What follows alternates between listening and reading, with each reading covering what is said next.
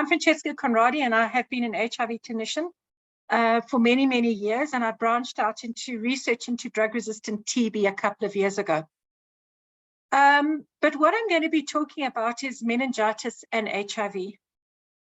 My approach to this is I'm going to be covering the two most common forms of meningitis that we see associated with HIV.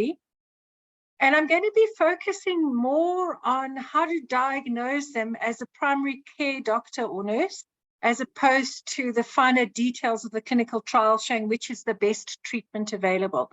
I'll be covering that to a certain extent, but what I want everybody who's attended this talk to go out with is an idea of what chronic meningitis, either cryptococcal meningitis or tuberculous meningitis, looks like, so that when we see patients, we can have a heightened awareness and hopefully diagnose people earlier. Any infection that occurs around the brain in the CNS, within the CNS, has a potential for causing long-term disability and cognitive dysfunction.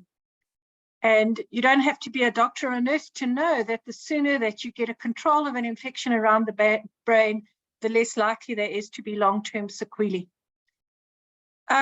Meningitis in the general population has a whole number of causes. The most common form of meningitis in any population is viral meningitis, and has a whole miscellany of causes to it. Then there's bacterial meningitis, and we know that at certain ages, certain types of meningitides are common. For example, Haemophilus meningitis occurs principally in small children. And then we have meningococcal and pneumococcal meningitis. And I'm not really going to cover those. They are seen in the HIV-infected population as well, at pretty much the same rate, and they need rapid diagnosis and adequate treatment. So many of the times when someone presents to us, we throw the book at them in terms of treatment and then back down when we've got a better idea of what the actual cause of the meningitis was. They're fungal causes, and the most common fungal cause that we see both, certainly in the HIV-infected population, is cryptococcal meningitis. And then there are a whole other bunch of them that I'm not going to cover in this particular talk. So what I'm really focusing on is what is peculiar or particular to the HIV population in terms of meningitis. So the two main sections of my talk is going to be about cryptococcal meningitis and tuberculous meningitis. Whenever I'm asked to look at a problem, the first thing I do is I say, how big is this problem? Is this a little problem or a big problem? And for both of these two forms of meningitis, I'm going to discuss the epidemiology first, so that we know how common it is and how often we're going to see it, or likely to see it. How do you get cryptococcal meningitis? How do you treat it? And then how we can go about preventing it. I think that our mechanism of doing crack for all patients with CD4 counts is world-class, and it puts us ahead of almost any other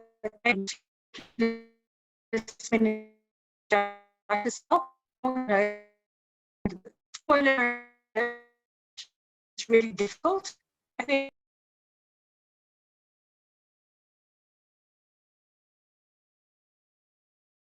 and our latest figures. Apologies. No problems. And our latest figures, if you can go to the next slide, please. And they're pretty old, is from 2017. That's a lot of people who can potentially die of AIDS. And of these, 20% of them are due to cryptococcal meningitis. And we know that about 135,000 people 135 AIDS deaths occur in sub-Saharan Africa. If we can go to the next slide, please. So if we have a look at the global burden, I think one of the problems that we have in South Africa, which is both good and bad, is because we've got a well-functioning healthcare system, we pick up cryptococcal meningitis. If you don't do tests for it, then what will happen is somebody will get sick, get sicker and sicker, lose consciousness and die, and a diagnosis will not be made. As opposed to in South Africa, where we're actively searching for it. So not only do we look for it in terms of diagnosis when people actually present to us, we actually look for it up front by doing a reflex cryptococcal antigen on all patients who present to our service. Next slide, please. So how do you get cryptococcal infection?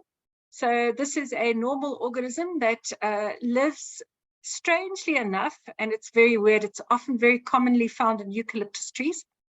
Eucalyptus trees are, they are not indigenous to South Africa, and they've largely been planted in South Africa for the mines.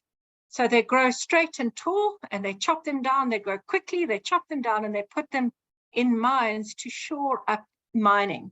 And there is a little ecosystem between birds and eucalyptus trees. If you've got an intact immune system, you are breathing in cryptococcal neoformans all the time, but because your body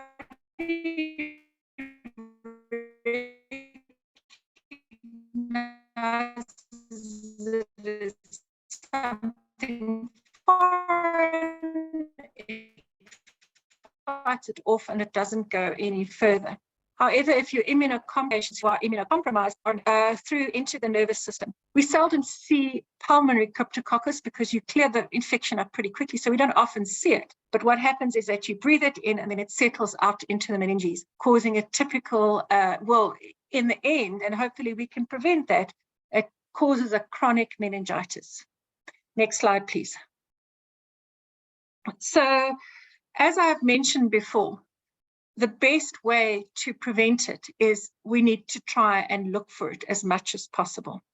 And we have a system, certainly in the public sector, that anybody, irrespective of when or how they were diagnosed as being HIV infected, if their CD4 count is less than 100, we do a cryptococcal antigen test as a matter of routine. You don't need to ask the laboratory, it gets done. Strangely enough, it is not a reflex test in the private sector. So you can present to a posh private hospital and no one will even look for cryptococcal antigenemia unless someone specifically requests it. So this program was really started and has been pioneered by Nilesh Govender, and he's really pushed for this to become standard of care.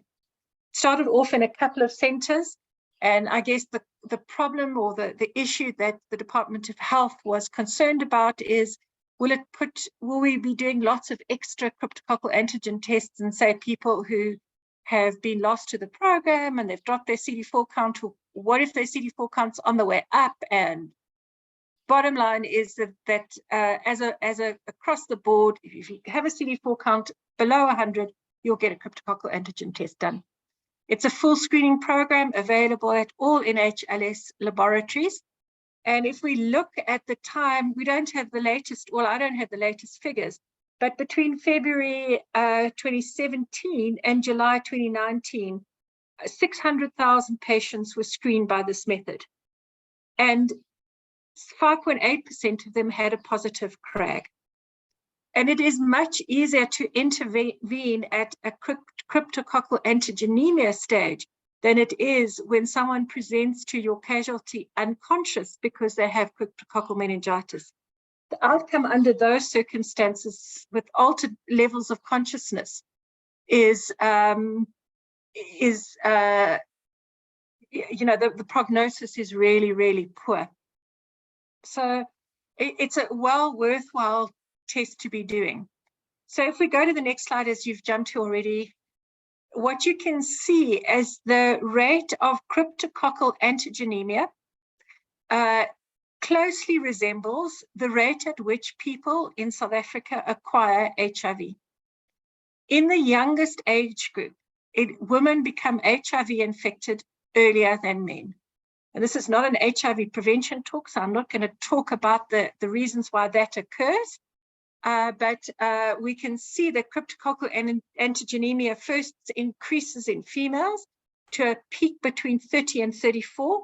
That makes sense, because if a young girl acquires HIV, she does it usually between 18 and 20 or so, and will only get into the stage when she is immunocompromised at the age of about 30. Unless, of course, we intervene. So our jobs is to screen as many people as possible for HIV, to test them for HIV and initiate antiretroviral therapy. And I presume if you're on the call, you're all in agreement with that approach. What we can see is men, they lag behind in terms of when they acquire HIV, and the peak time of cryptococcal antigenemia is a little bit later in men than it is in women. That being said, it's something that needs to be done across the board. If we have a look at the next slide, please, Lesego. That's it. We look at the rate at which, so when do we get a good bang for our buck? When are we likely to find the test and to do the test? And we can see that the lower the CD4 count is, the more likely people are to be screened for cryptococcal antigenemia. It's a low-cost test, it's cheap, and it does the job really well. Next slide, please. So if we have a look at the number of CRAG positive patients, you can have a peek and look. I'm not sure where everyone is, where they actually are working, but you can have a look to see where you live and what the chances are of finding a positive CRAG. The amount of positive CRAGs closely resembles the burden of HIV disease in any particular province. So KwaZulu-Natal, I guess that this area of the Northern Cape is more the winelands, it's not in the Western Cape. And then quite a lot of positive cryptococcal tests come from within Gauteng, the province that I work in. Next slide, please. So what we've had a look at is, how big is the problem? We know in South Africa that we have roughly 7 or 8 million people who are HIV infected. And of those, fortunately, as time goes on, we are seeing fewer and fewer low CD4 counts. We're managing to diagnose HIV much sooner by an intensive program by the Department of Health to screen people when they present to our healthcare systems, to initiate self-testing if that's what helps people to get onto treatment. So we're doing all that we can to try and find our patients earlier. But how do we know if someone has cryptococcal meningitis? And I think that one of the pesky things about this disease or this condition is many people have no symptoms at all. So, for example, a bacterial meningitis, a person will present very ill and they will have got sick within 12 to 24 hours. So they will have a rapid acute onset disease. Whereas in cryptococcal meningitis, sometimes even once we do a lumbar puncture and find disease, we ask the patients, do you have anything wrong with you? Do you have a headache? And they say no. And the typical symptoms of meningitis, which is meningism, difficulty in flexing the neck, and headaches, is not always present. Sometimes we might be lucky or unlucky, I guess, on the patient's side, is that we do a chest X-ray and we might see some isolated pulmonary lesions. But, you know, this is not the kind of thing that I would hope for to pin my diagnosis on. It's an uncommon presentation that we see cryptococcal lesions in the lung itself. As I mentioned before in my slide with the pigeons and the eucalyptus trees, after you have inhaled it, it disseminates and it settles out in the brain and the meninges.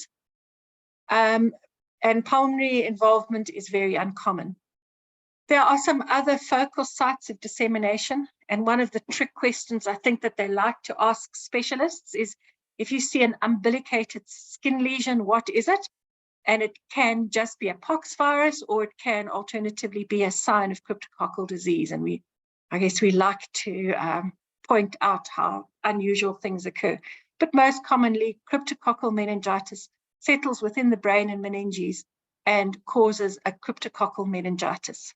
Next slide, please. So, in my previous talks, I've said, always be careful of the vomiting HIV-infected patient on antiretroviral therapy. The diagnosis is usually something serious in a vomiting patient on ARVs. It can just be a simple gastroenteritis, but many times it can be something really sinister, hepatotoxicity or pancreatitis. So although we've got safer drugs, we can still see side effects associated with antiretroviral therapy. And my same statement goes for be careful of any HIV-infected patient with a headache. I have seen cryptococcal meningitis patients with quite a florid presentation, and all they've said is, you know what, doc, I'm taking a couple of grandpas a day because I've got such a bad headache.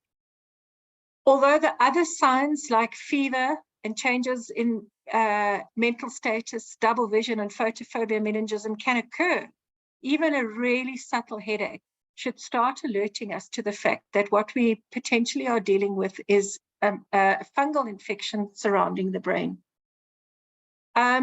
Towards the end of the disease, so if we don't find it in time, patients can have seizures, can have focal seizures or even generalized seizures. They may develop cranial nerve palsies and may just complain that they are seeing double. Again, we need to listen closely to our patients. And if they have any of these complaints, we must pay close attention. A patient who presents to a casualty, and I've said it a couple of times, who is unconscious, if they have a chronic meningitis, we of course do all that we can to try and turn it around.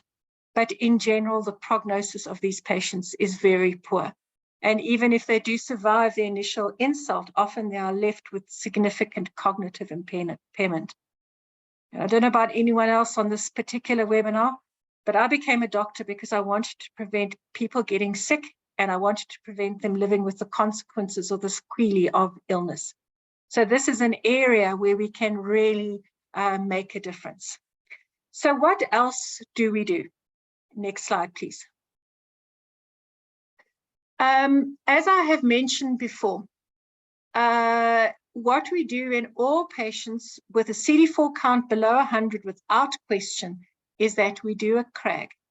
If that CRAG is positive, if the cryptococcal antigen test is positive, then we have to, or we should do, a lumbar puncture to confirm the diagnosis. The signs and the symptoms of meningitis can be very, very subtle. And we only really do tests that are going to make a difference to the way that we manage patients. I don't do arbitrary blood tests, and it doesn't matter what the results will come back. It's not going to change the way I'll manage. However, the consequences of having cryptococcal meningitis versus antigenemia are massive. The treatment is much more difficult, much more onerous for both the healthcare system, but more importantly for the patient. And if we don't get it right, it's possible that we will end up with long-term sequelae. Of course, I'm speaking to trained healthcare professionals. So you do a full examination before performing a lumbar puncture, because one of the dreaded complications of doing a lumbar puncture is herniation of the brain. And if we obviously want to avoid that, that's bad for everybody's health. If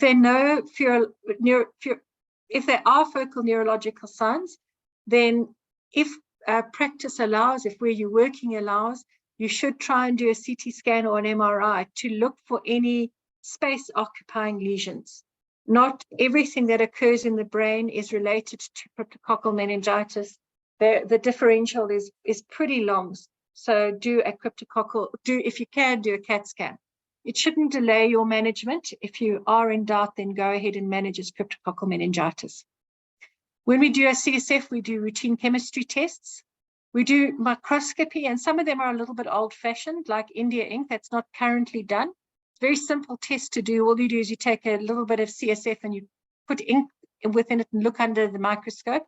But it's a very, when I say gross, I don't mean horrible, but it's a very unsubtle way of finding it.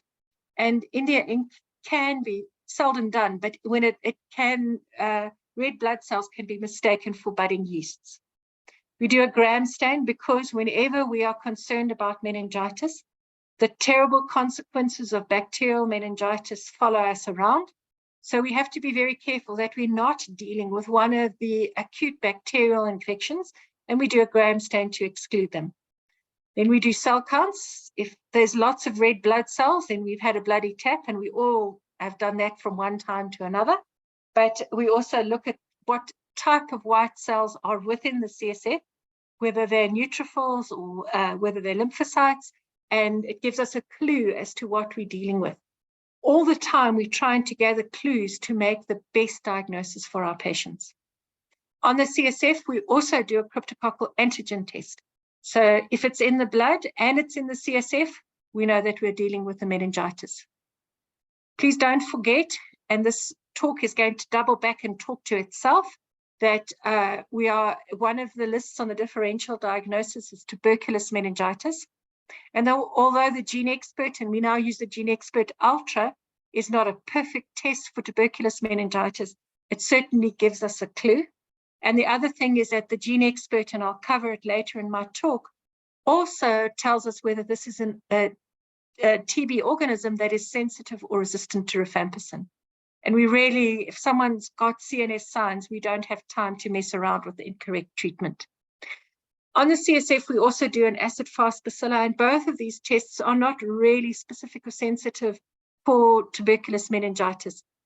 But hang on a little bit because more will follow on this subject. Next slide, please. So when we do a lumbar puncture in the olden days, in fact, the first case of cryptococcal meningitis I saw was when I was an intern in 1989.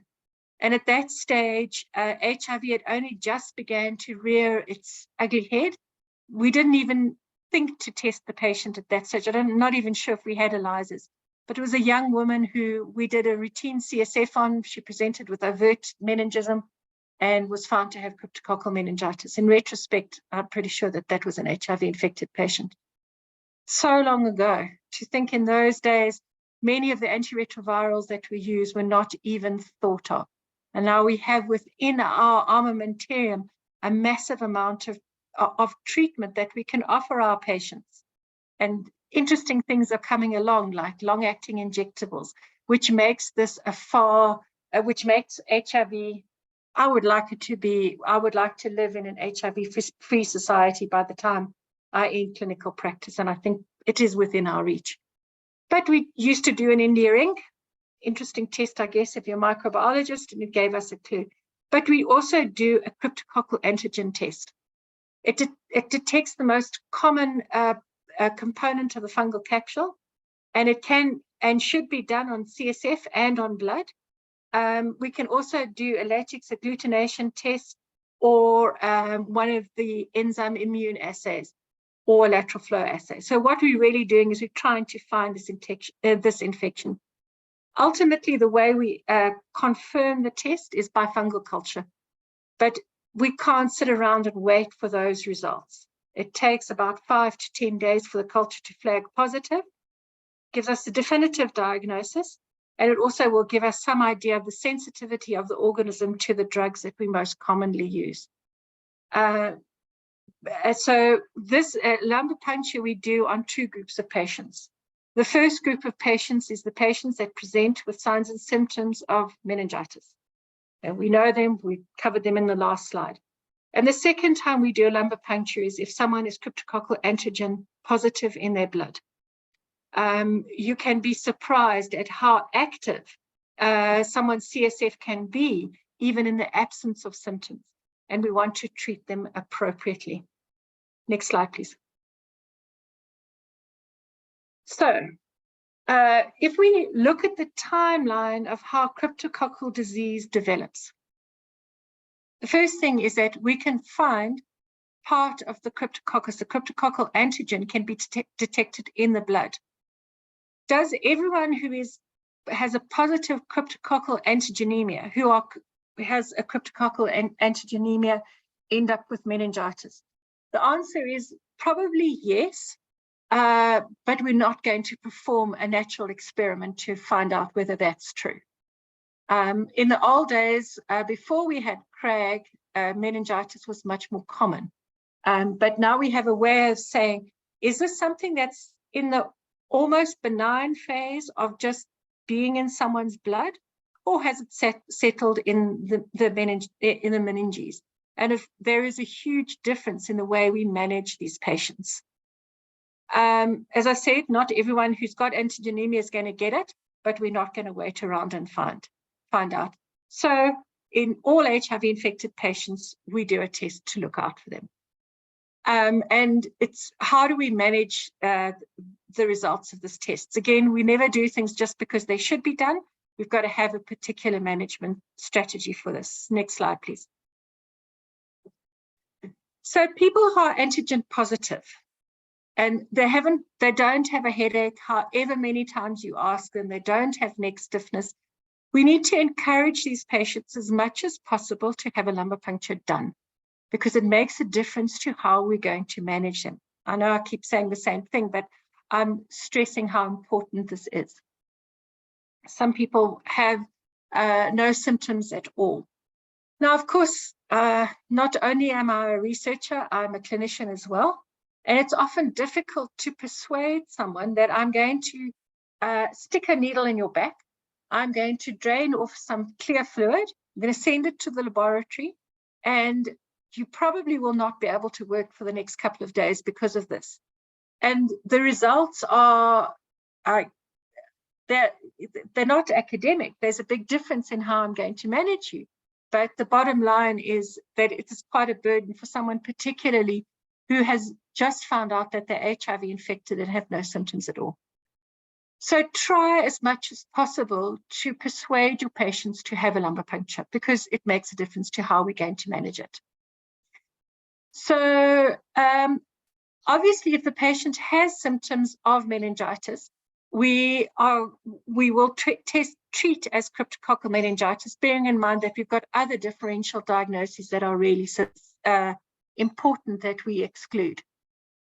CRAG positive patients, so the patients who we screen, and some of them are walking, talking, nothing wrong with them type of patients, should be managed according to my next description. It's very, very important. It is very uncommon that we suggest the delay in antiretroviral therapy. And there are two exceptions, and both of them are contained within this talk.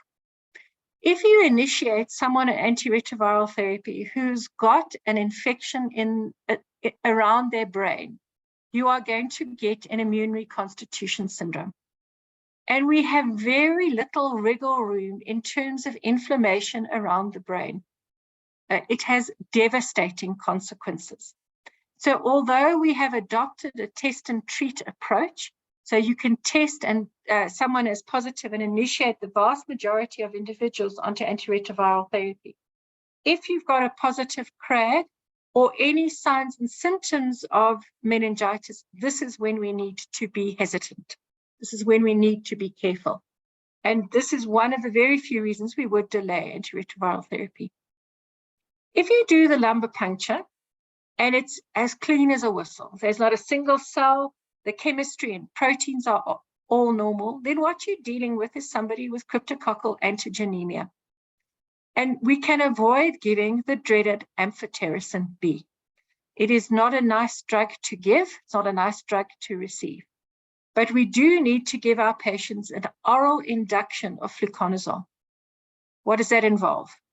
1,200 milligrams for 2 weeks. That's in the state service, that's 6 tablets a day. In addition to, I'm hoping everyone is giving these patients cotrimoxazole. And then we follow with the standard consolidation and maintenance treatment regimens, which I'm going to follow up. In the patients who are CRAG positive and CNS negative, ART may be commenced immediately if you think it's going to be helpful. I think that often people want, when they first engage with the healthcare system and find out that they are HIV infected, they want as much as possible. But you need to get the results back to make sure that there are no cells and that there are, particularly the glucose is within normal limits. So you can't do this as a matter of course, but if you've got a negative CSF, you can go ahead and initiate on antiretroviral therapy. But be cautious, and that's why it's put in brackets and says there's no published evidence for this recommendation. So that's the management. Now, everyone needs to put on their extra strong glasses to read this. So how do we manage this? And this is available in our treatment guidelines.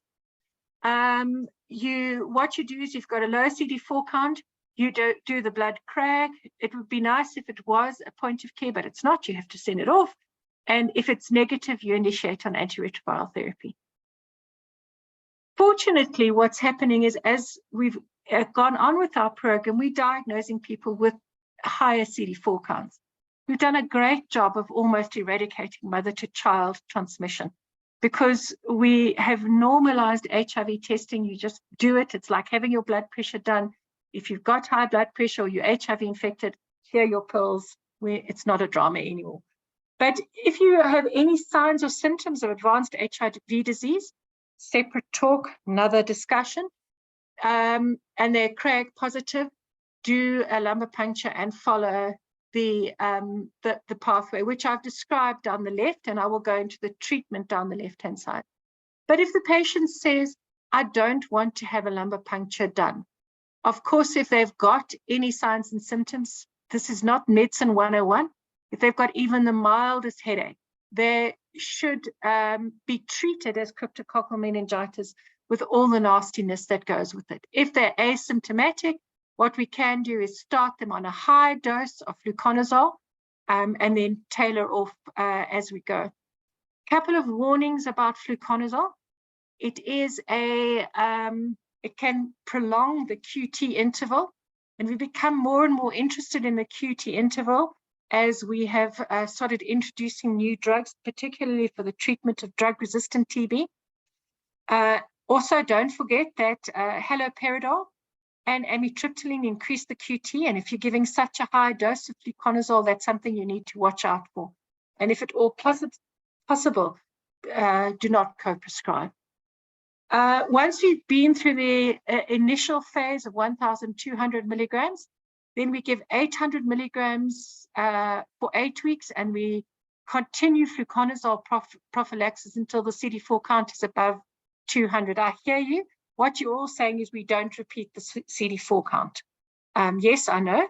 And what we, as a kind of a rule of thumb, most people will have immune reconstituted. If they are adherent to the antiretroviral therapy, they will have immune constituted to above 200 within a year. So if your gatekeeping doesn't allow you to read, if they're very strict about it, then you can just continue fluconazole for a month. I mean, for a year, I beg your pardon. And then remembering if there's any hint of CNS involvement, whether you prove it or not, you delay antiretroviral therapy until that has settled down. Okay, so that covers it. I'm going to reiterate a little bit in the next couple of slides. If we could go to the next slide. So if at all possible, and I have to admit I'm not 100% up to date with where the Department of Health is on using flucytosine, but the best possible treatment for cryptococcal meningitis is to use flucytosine in association with amphotericin B. And then we can give only 1 week of amphotericin B. If you ever want to know what type of meningitis a patient has had, you just ask them what their arms looked like when they were finished.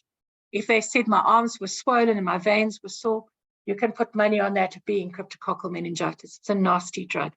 And then if you can, if you've got access to flucytosine, you follow this with 1 week of high dose fluconazole.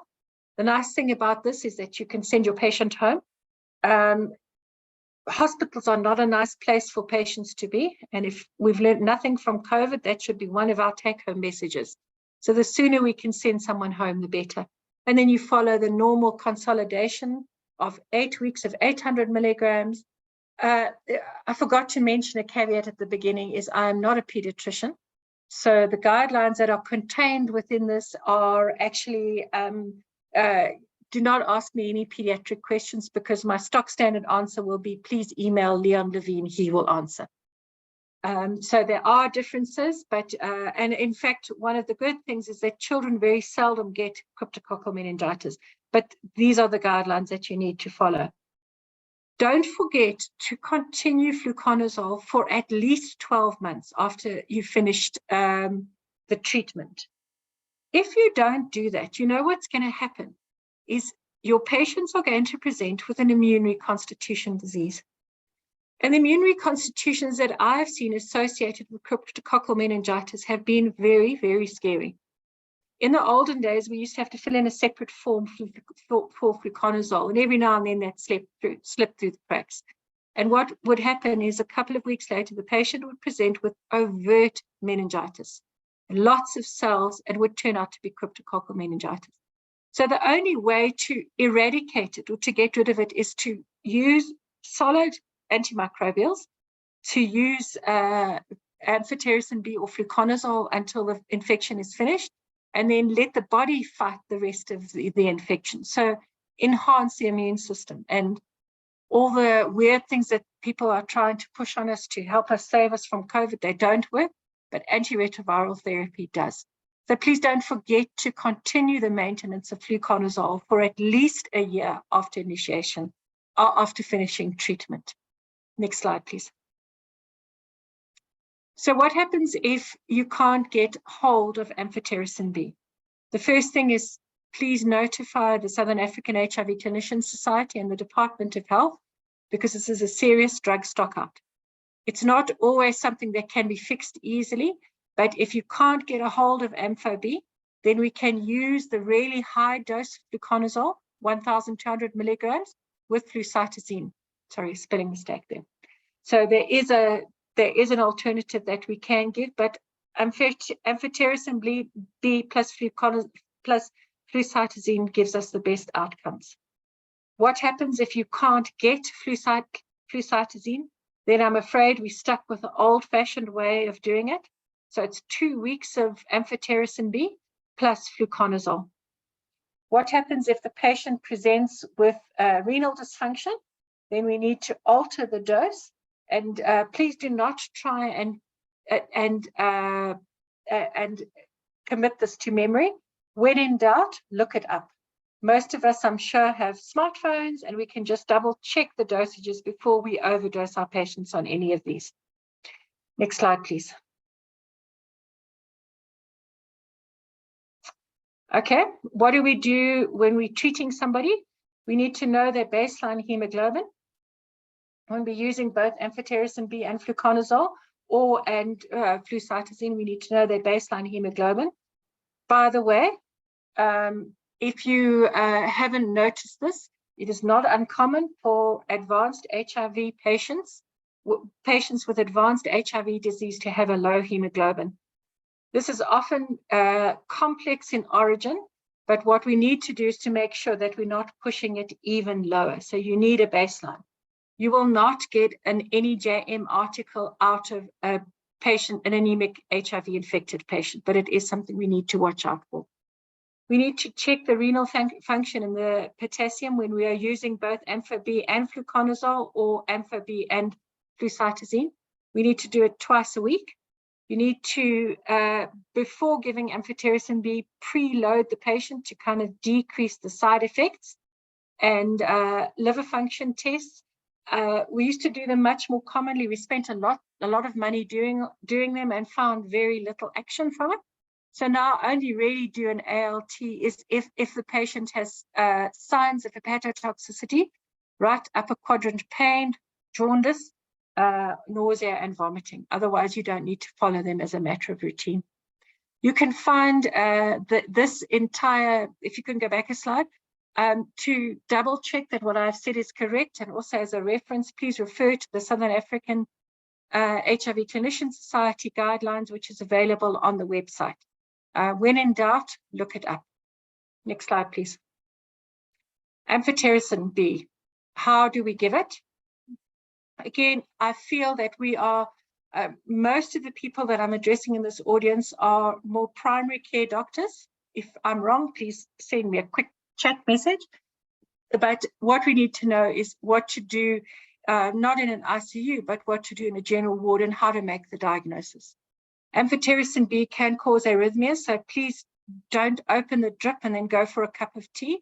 Your patient will not do well. So administer slowly over a period of at least 4 hours.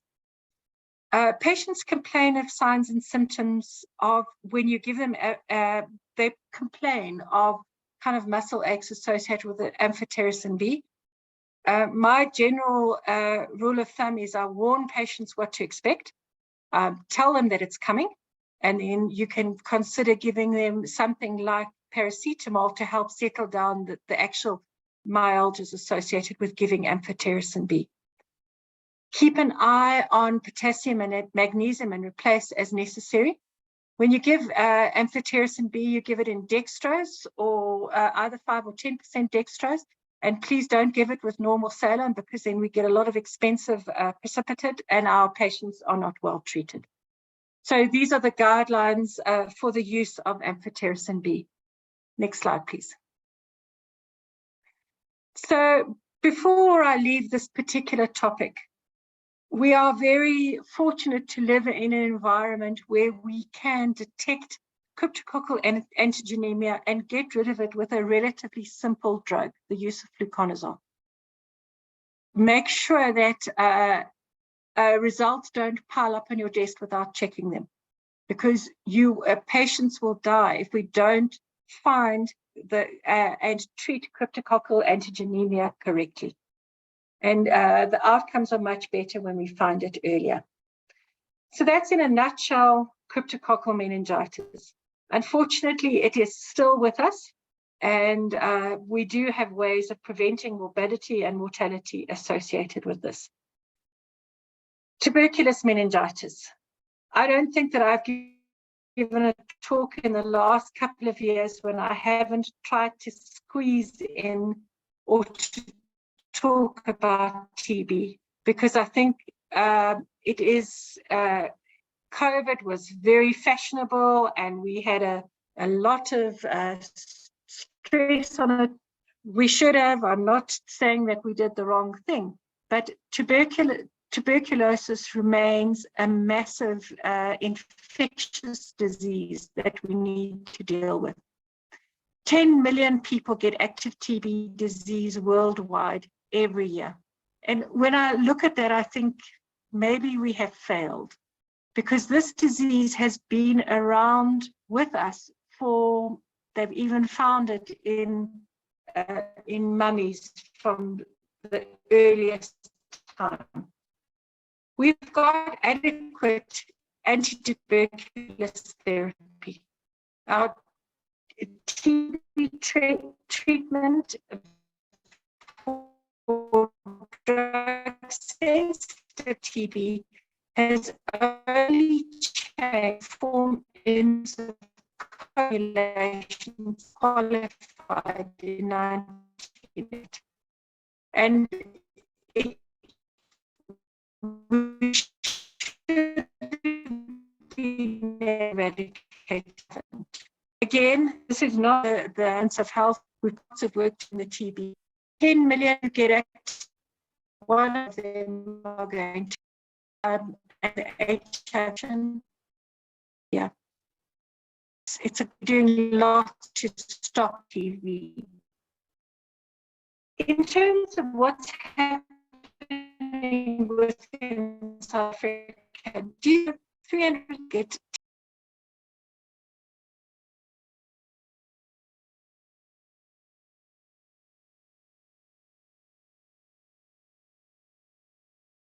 sign going across my screen every now and then saying my internet is unstable. I've done everything I can possibly do it, aside from buying a generator to prevent this happening. But here we go. But it hasn't been too much of an interruption. Yeah. So around 300,000 people get TB in South Africa every year. Most of it is drug-sensitive TB. We've lost ground in terms of our TB program since COVID, because the number of people who've been diagnosed with TB has dropped. The Department of Health is driving testing. If TB even crosses your mind, please send off a gene expert. We've got to find our missing patients. Although it's getting better, my anecdotal experience is people are presenting to our services a little bit later than they did. And TB is a chronic pulmonary infection in the main. And the longer you leave it, the more damage is done to their lungs. Tuberculous meningitis is the most serious extrapulmonary manifestation of TB. The prognosis of tuberculous meningitis is poor. And a lot of it is because we don't find it on time. Who gets TBM? Children do. And I'm going to pause a little bit off the topic here, if nobody minds. But the vaccine that we give our kids, the BCG, is probably the most protective of our children getting this devastating complication of tuberculous meningitis. Although it doesn't prevent TB in adults, because if it does, we're still getting a lot of TB. But if anyone says we don't have a good vaccine, the BCG saves, they estimate, about 180,000 lives of children because of decreasing the spread to the meninges. Tuberculous meningitis also occurs in HIV-infected individuals. Of course, it is the worse the HIV is, if I can put that colloquially, the lower the CD4 count is, the more likely it is to be contained in to spread to the CSF. And the presentation is also really diverse. I've had patients who have died from cryptococcal meningitis from tuberculous meningitis with severe signs and symptoms. And other people, we've kind of thought, maybe we should do an LP, and been shocked at the results. So even then, it still remains a really difficult diagnosis to make. Next slide, please. So TB, it's almost always starts in the lungs. So there's occasionally intestinal TB that which we've pretty much wiped out by pasteurizing milk, but most of the time it starts in the lungs. There are 2 times that we can get hematogenous spread of Mycobacterium tuberculosis. The first one is when somebody first gets TB. So during their primary TB infection. And who gets TB for the first time? It's the children. So when children are exposed to an infectious adult, sometimes the diagnosis it's unfortunately missed, but that's very difficult to find, because you might or might not see something in the lungs, but it's during this initial phase of the primary infection that people can get tuberculous meningitis. Then during active disease, as people develop signs and symptoms of TB, and we know what they are: weight loss, fever, cough, and night sweats, that as the immune response declines, that we can get hematogenous spread to the meninges, or in fact to the brain itself. It occurs predominantly in the elderly and in HIV-infected people, particularly with advanced HIV disease. Tuberculous meningitis in a child under 5 has devastating consequences, which is why we continue to give the BCG. Next slide, please. So it's a subacute disease. You may or may not find the symptoms related to pulmonary TB. So the patient might tell you that they've got TB. I'm sweating at night, etc., etc. But there can be a whole lot of non-specific symptoms. They may have a low-grade fever, and I guess it depends on whether or not they're measuring their fevers at home. They can just feel miserable and tired, have malaise. They may or may not complain of headaches, dizziness, they may vomit, and they may have subtle personality changes. So never, if someone says, my mom, she's just changed, she's a little bit different, pay attention to these subtle neurological signs in looking for tuberculous meningitis. With more advanced disease, they can have severe headaches. Once you start getting into the stage of altered mental state, you really are dealing with a disease that's become largely irreversible. Never think that we're not going to throw the book at our patients, that we are not going to treat them with every single thing that we have. But we need to have a guarded prognosis, particularly for the family, if the patient is complaining of altered mental status. Tuberculous meningitis can also cause a stroke, and it's one of the most common reasons for strokes in younger people. Hydrocephalus can develop, which needs to be found and appropriately managed, both in children and in adults. And occasionally, our patients with advanced disease present with cranial neuropathies. So what does that mean for us? Watch for these kind of signs and symptoms like a hawk. And although doing lumbar punctures is not fun either for the healthcare worker or the patient, it is important that we make this diagnosis. So what tools do we use? We listen to what our patient tells us. We examine them fully. And what you do need to do is to look for lymph nodes, look for any potential hematogenous spread, and then do a CSF whenever possible, with, depending on where you work, neuroimaging if possible. Next slide, please. I got that dreaded message that my internet is unstable, so I'm just carrying on. Next slide, please. Lesejo, are you still there? Sure. Now, when we do lumbar punctures in patients who we are suspicious, and anybody who's got a meningitis type of picture, we are suspicious that this might be TBM. You need quite a high volume. You need about 10 mils. And is there something that will tell us unequivocally and without a doubt that this patient has got tuberculous meningitis? The answer is no. That's a pretty poor show when you're considering we're now in 2022. So the hints that we get that we are dealing with tuberculous meningitis is there's a lymphocytic predominance in the cells that we see. This can also occur in simple viral meningoencephalitis, which is limiting disease. But if we see a lymphocytic predominance, we're starting to worry that tuberculous meningitis is occurring. We see an increased protein, which doesn't occur in a viral meningoencephalitis. It occurs mainly in patients with tuberculous meningitis. In terms of glucose, you should be doing a blood glucose at the same time as you do a CSF glucose so that we can measure it. And if the blood glucose is less, if the CSF is less than half of the blood, then we are concerned that there is an organism living within the brain, living within the meningitis that's consuming glucose. Scary is the bacteria. Then next on the list is cryptococcal and tuberculous meningitis.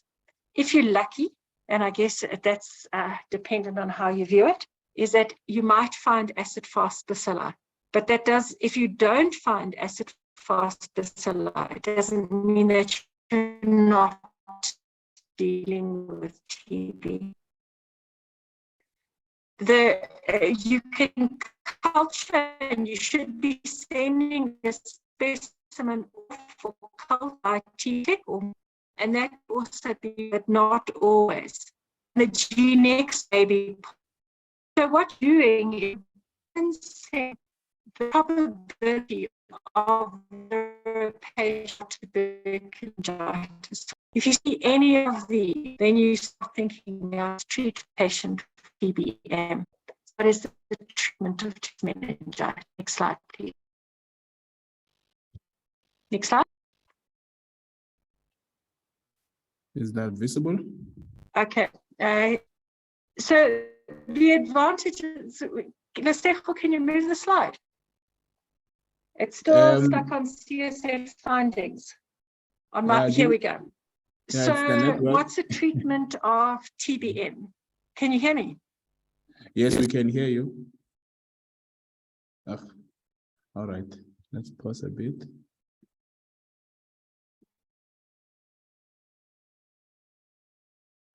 We lost you for a few seconds. Back. Yes. Back. So the treatment of TB in general, and specifically the treatment of tuberculous meningitis, is we need effective antimicrobial therapy. And as of 2022, that consists, if the patient is sensitive to rifampicin, consists of rifampicin, INH, pyrazinamide, and ethambutol. There's very little work done on drug-resistant tuberculous meningitis, but I can tell you from my experience, outcomes are really poor. So we need to give adequate therapy for the correct amount of time. We need to control the host inflammatory response, and we need to do supportive and rehabilitation so that if there is raised intracranial pressure, we deal with that, and we also start rehabilitation as soon as we possibly can. Next slide, please.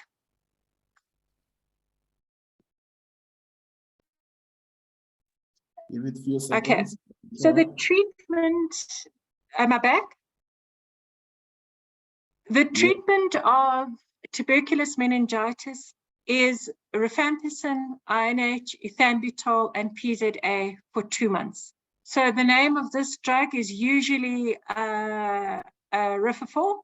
And if we have a look at the components of the drug, rifampicin is our most powerful TB drug. It beats everything else that we potentially have, but it doesn't penetrate well into the CNS. If you do blood levels in the CNS, we find only 10 to 20% of the dose that we see in the plasma actually reflected in the blood. What we can do about it, and this is still within the research field, but certainly if I got tuberculous meningitis, I would hope that someone increases my dose of rifampicin. It's a really weird story where we ended up with our dose of rifampicin. You know, it's based on money that we went for the lowest possible dose of rifampicin when we started using it. And, you know, our philosophy is basically changed. Now we go for the highest dose of an antimicrobial that is tolerated. But you can increase the dose of rifampicin if you've got access to rifampicin on its own. But the key drug in the treatment of tuberculous meningitis is in fact INH. It whizzes through into the CNS, and it really helps to control infection pretty quickly. So INH is a key to all of this. In terms of the other two drugs, PZA penetrates well into the CSF, but it doesn't work all that well for the first couple of days when you start treatment. So we continue because it mops up all the cells, but it doesn't have the same almost instant effect that INH does have. Ethambutol is at a wishy-washy TB drug, but it is in our co-formulation. So it's much easier to give ethambutol as part of Rifampicin, but it doesn't add all that much. It all doesn't do a way of harm. I think if ethambutol was invented today, it wouldn't even crack it as a TB drug. It does have use in terms of protecting the other drugs against resistance. So for the first 2 months of someone who you've diagnosed or you even think might have tuberculous meningitis, we use standard RHEZ with additional rifampicin if you can get a hold of it. There are research protocols going on to see whether the addition of linezolid, which is currently the flavor of the month in terms of TB treatment, whether that adds anything to the treatment of drug-resistant TB.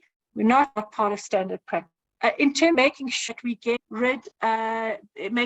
we get rid of the organism, we need to use or that's a trade name, or rifampicin and INH for a minimum of 10 months. So someone who you've made the diagnosis either definitively or suspicious of the diagnosis of TBM, they're committed to TB treatment for at least 12. Next slide, please. I'm sure it's the network problem. Yes, few seconds. Okay, so we've got it. What can we do about controlling the host inflammatory response? At this stage, the only thing that we have in terms of, and in fact, it's pretty close to being proven, is that we add dexamethasone or corticosteroid to the response to try. We don't use dexamethasone in the treatment of pericardial TB. It doesn't make any difference, but we do use it in terms of in tuberculous meningitis. Do not start antiretroviral therapy until you have finished the RIFA4 or RHGZ. Because if there is an increase in inflammation around the brain, it doesn't end well. What are our options? So if we're using rifampicin, our first option is to use TLD, tenofovir, lamivudine, and dolutegravir, freely available within the states and private sector. But if you're using rifampicin, you need to use double dose dolutegravir, means to give a second dose at night. And although that might be a bit of a hack, we've got to do it, otherwise we are going to get lowered dose of both rifampicin, which up with both mechanisms. Our guidance suggests TL both for the first or initial therapy that we give our patients, and it also means that face efavirenz or a non-nucleoside, so we just recycle TB twice. But if for some reason a patient is not taking dolutegravir, we do have other options. We can use recycled nucleosides, so we can go for AZT if there's resistance to tenofovir, or abacavir if there's renal dysfunction. And we can combine that with a protease inhibitor. And the only one that we can use with rifampicin is lopinavir ritonavir. Please double dose. So you need to give 4 tablets in the morning and 4 tablets in the evening. Difficult to tolerate, but what we do need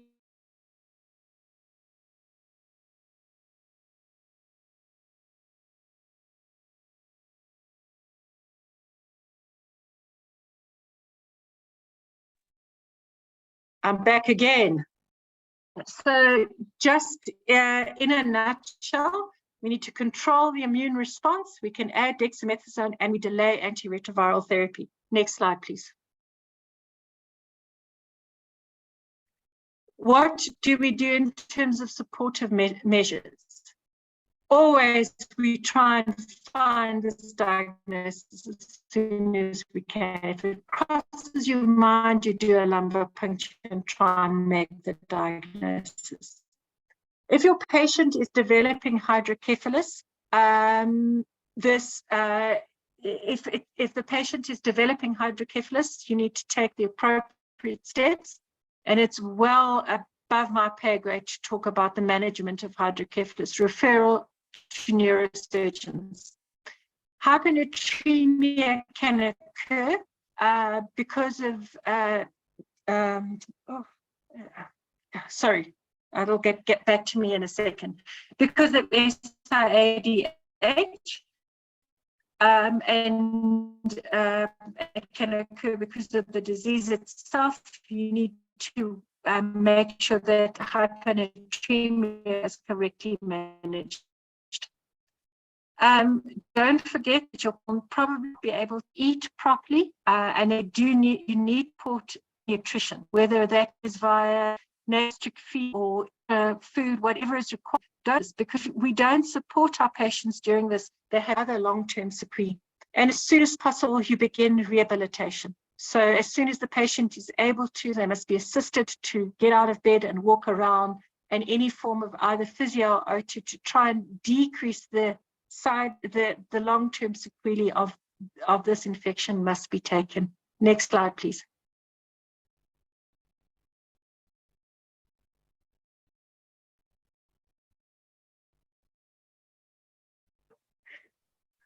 I'm sitting here in the dark with a dodgy network. So in conclusion, what I would like to say is that most often HIV-associated meningitis is chronic, subtle, and difficult to find. And we need to make sure that we're looking out for it, taking appropriate.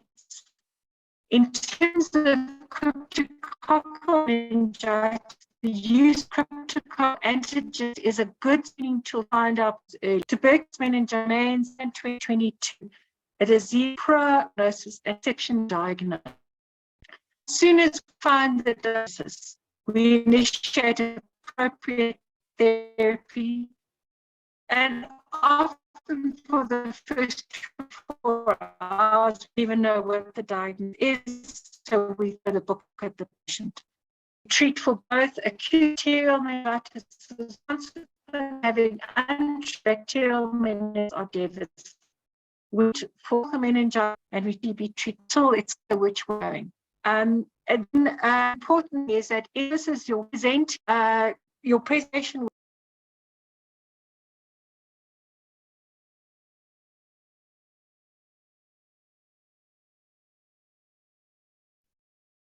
Okay, colleagues, I just want to thank you for your patience, and I'm hoping that when Dr. Francesca joins back, we are going to have a great discussion around the topic.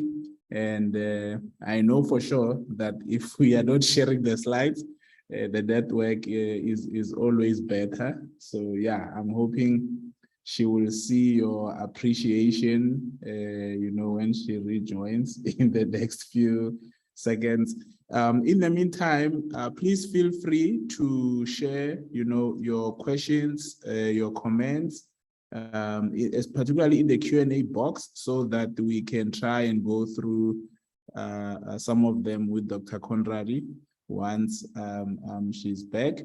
But just to summarize the session, number one, it's very important to provide HIV testing, because without it, some tests like the CD4 count cannot be done.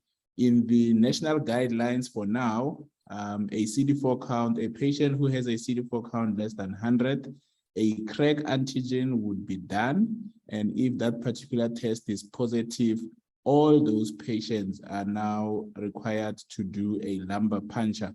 As part of our guidelines, irrespective of whether they have, symptoms or not. And if the lumbar puncture test comes back positive, that means we are confirming a meningitis. And the patient needs to be treated with at least 2 antifungal drugs depending on what we have. But I know in the state, most of the time, we have a combination of fluconazole and amphotericin B, which then it means the patient would need to be treated for at least 2 weeks. So that is quite important before they are discharged. And I know there's a challenge where people are discharged, patients are discharged earlier because maybe the wards are full, and so on. Just note that under treatment of cryptococcal meningitis is a significant contributor to morbidity and mortality. Where you have an HIV positive patient with a crack antigen that is less than 100, the CD4 count is less than 100 and the crack antigen is positive, we need to provide fluconazole prophylaxis therapy, where we start our patient with monotherapy, fluconazole 1,200 milligrams for at least 2 weeks, followed by 800 milligrams for at least 2 months. Then from then onwards, we can then do the continuation phase up to a year. There was a question to say, when do we do a CD4 count? I think Dr. Conradi tried to explain that a CD4 count, there's gatekeeping mechanisms, at least in South Africa. If you do a CD4 count that is outside the schedule of the guidelines, we are going to miss, basically the gatekeeping mechanism would block that particular CD4 count to be done. So once you have started your patient on ARVs, just do it when they are 12 months on ARVs. The system would allow that test to be done at that particular point in time. All right. So I'm gonna try and go through some of the questions. I see Dr. Christie, she's more probably at the front lines more than I do. But thank you very much, Dr. Jackson, for confirming that I had actually made a note that some of the private labs are now providing crack antigen as a reflex test for patients with low CD4 counts. Dr. Christie, as well, if there are specific, I know you've been doing trainings around this topic recently. If there are any particular updates from the front lines, you may let me know by raising your hand, and I'll give you like few minutes for you to just share any particular updates from the front lines. Colleagues, just pause. Let me talk to Dr. Conrad.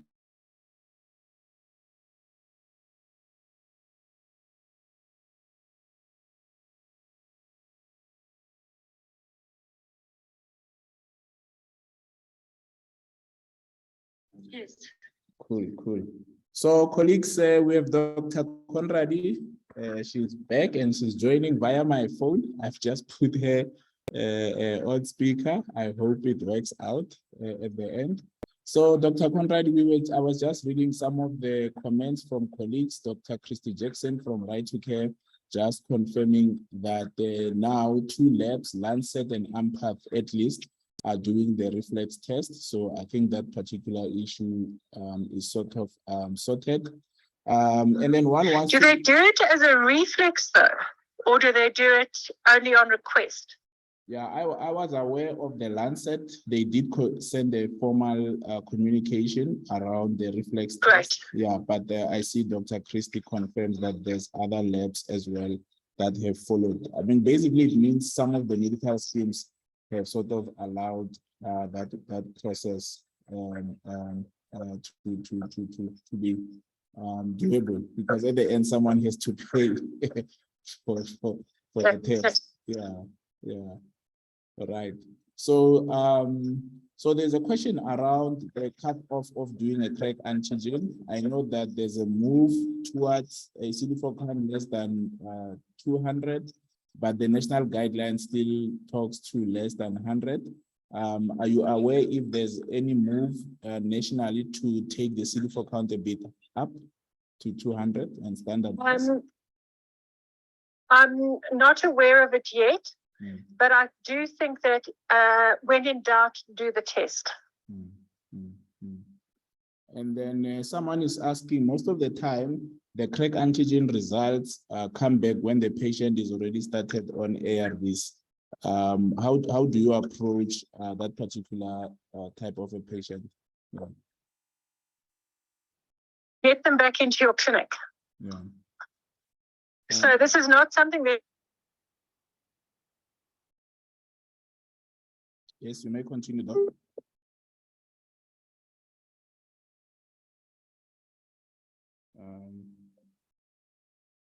Yes, so maybe on that particular question, if you read the HIV Clinician Society guidelines, colleagues, it confirms that there is no science behind it, but it is always best to continue ARVs and then, then further assess your patient with regards to crypto as to whether your patient is eligible for either the prophylaxis or the treatment. So once ARVs are started, the general recommendation is to continue and make a clinical decision as to whether you'll be giving your patient fluconazole prophylaxis or treatment, depending on how your patient presents. I see Dr. Christie, you're saying no. Dr. Conradi covered everything that needed to be covered. Okay, so that is quite cool. So someone is asking, what is the drug interaction between fluconazole and warfarin?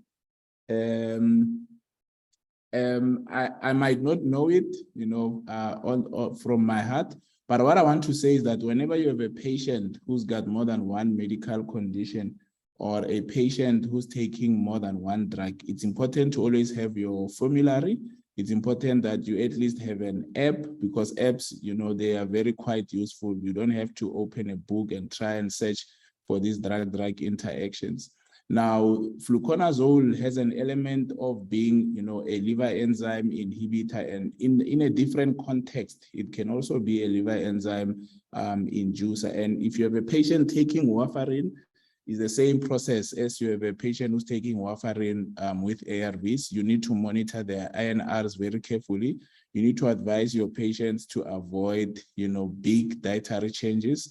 And depending on how the INRs go high or low, you then need to adjust as needed. It's actually quite a tricky process. It's something that I've experienced clinically, and I know that all you can ever do is to monitor your patients very closely, right? Someone is asking, in the maintenance phase, what should we do if the CD4 count is above 200, but the patient is not yet virologically suppressed? So if you follow the national protocol, it requires that the viral load, before you stop the maintenance phase for fluconazole, the viral load should be suppressed and the CD4 count should be above 200. So it sort of has a dual requirement for this particular question, right? Dr. Obed, you're asking, so how do you treat a pregnant woman in the first, second, or third trimester with cryptococcal meningitis? So what we know is that fluconazole is a teratogenic drug, and it is teratogenic both in the antenatal component, but also during breastfeeding. And if you do further research, you'll find that it actually affects the bone and skeletal system, of the child. Now, and it's across all the trimesters, to my knowledge. That's why even through breast milk, you can still get the same effect. So the most important thing is to educate the mother, make sure that you provide appropriate counseling. You need to ensure that there is a consent form and she understands that she does have a very bad infection which needs to be treated. And if left untreated, she might not get to see her baby, but also share the risks of that particular treatment so that she understands that there might be implications for the unborn child. So that is usually how you go about it. Your recommendation as a health worker is to treat and to firstly keep the mother healthy and then worry about the infant or the child later on. So that is how you would approach it. And by the way, not only fluconazole, even amphotericin B, most of the drugs used to treat cryptococcal meningitis are generally teratogenic, right?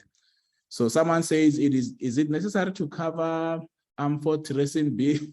Yes, this is an old practice. My understanding is that the current formulation does not need to be protected from the sun. Equally, the old ways of doing pre-testing and giving Phenagans to try and prevent the allergic reactions, those are no longer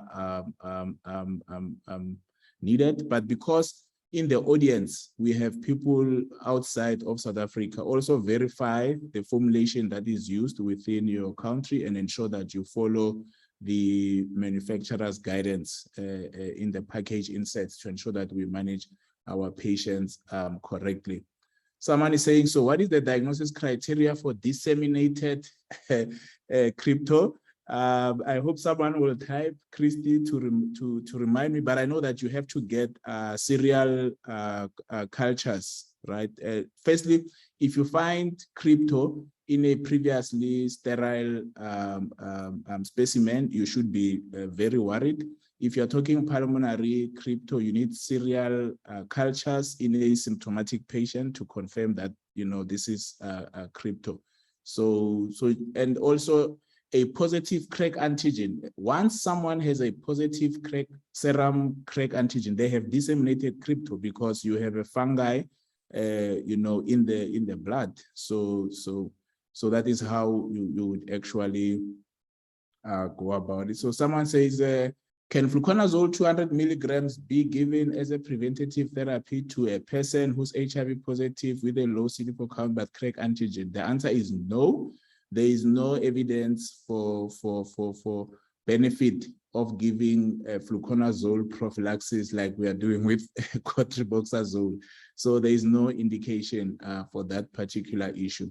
Would it be advisable to administer amphotericin B in a normal saline versus? So generally in the guidelines, the recommendation is to use 5% dextrose.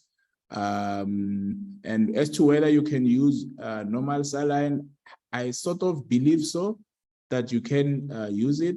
More than half the time, you also need to infuse additional potassium to make sure that your patient does not lose a lot of potassium. All right.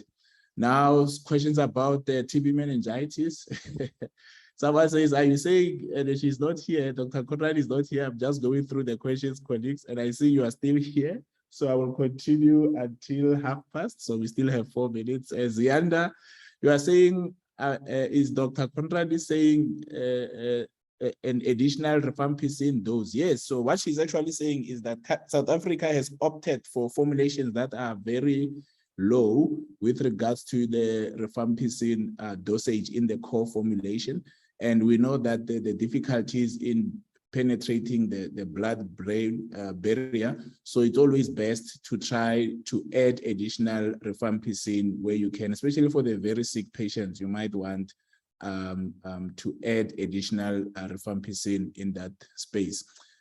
Santos, your hand is up. Would you like to make a comment, or is it by chance? If it's by chance, please lower your hand. If yes, you may unmute your mic. Santos Zinga, yes? Yeah. I just want to know about that cryptococcal meningitis, because I work in casualty. Most of the time, I receive patients which we don't know the CD4 counts, the patients non-RVD positive refer from the clinic, but the clinic that doesn't provide all the information about the patient. In this case, we are saying the patient come with web sign of meningitis and low level of consciousness, something like that. So we decide sometime we decide just to ask for CD4 count and the serum crack the same time, because we don't want to delay. And yeah, I don't know if is it a good approach to do it. So I mean, we just ask for. We don't need to wait for CD4 count before we ask for the serum crack. We just ask all the everything at the same time, and we admit in the ward, waiting for all those results. Sometimes when we confirm that this patient has meningitis, so we just start with fluconazole, waiting for all the results before to continue other treatment. I don't know if that approach is it good regarding cryptococcal meningitis. Yeah. Yes. Before you go, Santos, just to check, where are you working? I'm at Town District Hospital. Okay. Is it within South Africa or outside? Yeah, it's in Northwest. In Northwest. in Taung. yeah. Yes. Taung, Okay. yeah. No. Yes, I'm asking because I wanted to talk about reflex testing, and I know that in other countries that might not be the case. So in the South African context, you don't have to order both. You just order your CD4 count, right? And what the lab does is that if, as they evaluate the results, they pick it up that the CD4 count is less than 100 as per the protocol, the crack antigen would be done automatically, right? So your results, when they come back, they would have the CD4 count, and it will say maybe 80 or 6 or whatever. And then just below that, it would say the cryptococcal latex antigen, the crack antigen is positive. Then you know your patient has cryptococcal meningitis. So that is what used to happen in terms of the way we have explained it before we had a reflex test. But at this point in time, if someone comes, it's a suspected meningitis patient, you do your workup, you do your CSF, and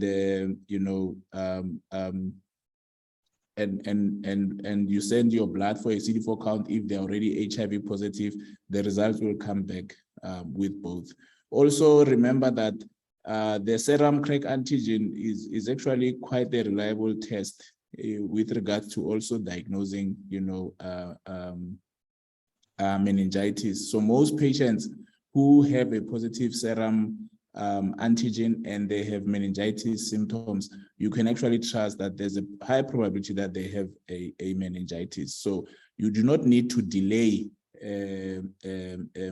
results, waiting for the lumbar puncture results. If you are dealing with an HIV positive patient with a CD4 count that is low, the serum crack antigen test is positive, you should probably treat them because they are symptomatic at that point in time. And the lumbar puncture results, depending on where you work, you can always review them a bit later in this context. All right. I hope that's helpful and not confusing. Thanks, Doc. Thank you very much. Sure. Yeah, so I'm going to take one more question from Francisco Trinchan, and he's saying, on TB meningitis, susceptible TB, what do you think about ethionamide? It is so ethionamide tends to penetrate the blood-brain barrier a little bit more, especially if you compare it with ethambutol, for example. But in our national guidelines, at least in South Africa, there is no standard recommendation to adjust. The current refer is to try and treat with it as much as possible, and maybe because it's more of a standard program, and the TB program is quite strict. So then I'm going to just deal with the issue because I saw a number of questions around when to start ART. Very important to note that the brain exists in the skull. If there's any swelling or any increased pressure in the skull, the brain would be pushed downwards. There'll be coning and most of the time with very bad complications. So we do know that patients who have crypto or TB meningitis tend to have very low CD4 counts. And if you start them on ARVs, they can reconstitute. They start to generate some immune cells in the CSF, and you might actually end up with an exaggerated inflammatory response. This is what we call IRIS. IRIS is generally preferred. If you start ARVs, it actually tells you that the ARVs, are working. But in the context of CNS kind of infections, we get very, very, very worried, and it's something we want to avoid. And the best way to avoid IRIS is to treat the infection first. So generally for both TBM and crypto, we prefer to treat them for at least 4 to 6 weeks. And as soon as your patient is stable, is doing well, even at 4 weeks, you might consider starting ART, but please monitor your patient very closely and then keep your patient as well, empower them to know, to say, look, if your headaches are back, if you start to deteriorate, please come back. One is hoping that most of these patients can also be started in the ward just for the first few days, but otherwise that should be okay. All right, colleagues, it's exactly 7:30. I'm happy that most of you stayed until this time. I must apologize for the network issues, but I hope that we have managed to deal with this topic, the best way that we could. Just to say, the take-home message really is that firstly, we need to avoid the presentation of these conditions. And one of the ways to do that is to timely diagnose HIV before CD4 counts drop, is to put most patients on ARVs as much as possible. Where someone presents late, the CD4 count is low, let's check if the crack antigens are positive, and then we act either the prophylaxis route if your patient has a negative lumbar puncture and they're asymptomatic, and then the treatment route, if the lumbar puncture comes back positive. For TB meningitis, let's make sure that we start effective treatment, consider supportive treatments like the use of steroids, and importantly, start rehabilitation as early as possible.